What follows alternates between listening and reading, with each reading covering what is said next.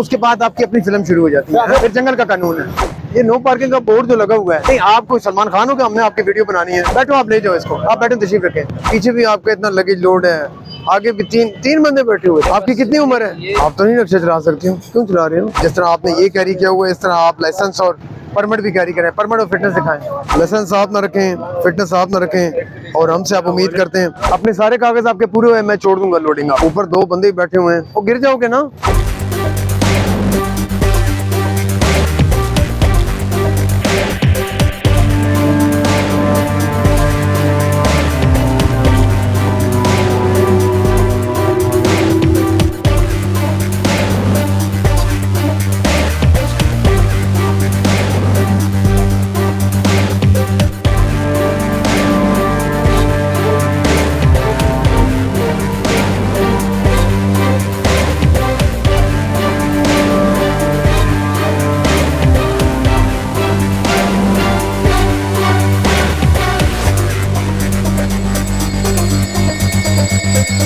वो हम